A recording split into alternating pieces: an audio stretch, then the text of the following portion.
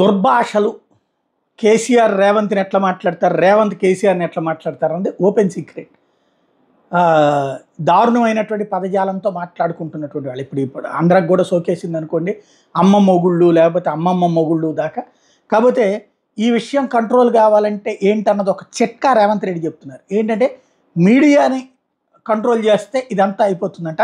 NTV ఇంటర్వ్యూలో ఆయన ఏమన్నారు విందాం. మీరే చేయాలి, అసలు ప్రాబ్లమే మీ దగ్గర ఉంది. మిమ్మల్ని ఎవరినైనా ఒకరిద్దరు జైలుకు తోలితే కానీ పరిష్కారం కాదు. ఇట్లా మాట్లాడంగానే వాటిని వేయకుండా బ్యాన్ చేయాలి. అట్లా మాట్లాడేటోళ్ళని చూపించడం ఆపేయాలి.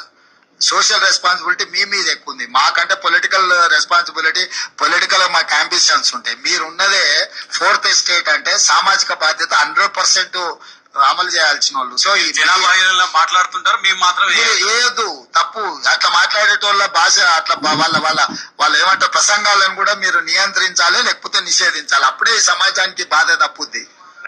తెలంగాణలో అంతే తప్పించి వాళ్ళు మాటలు మాత్రం మాట్లాడతారు. ఎవరైనా సరే ఆ బూతుల్ని కనుక ప్రసారం చేసిన వాళ్ళని ఒక ఇద్దరిని జైల్లో పెడితే పరిస్థితి కంట్రోల్ అవుతుందట.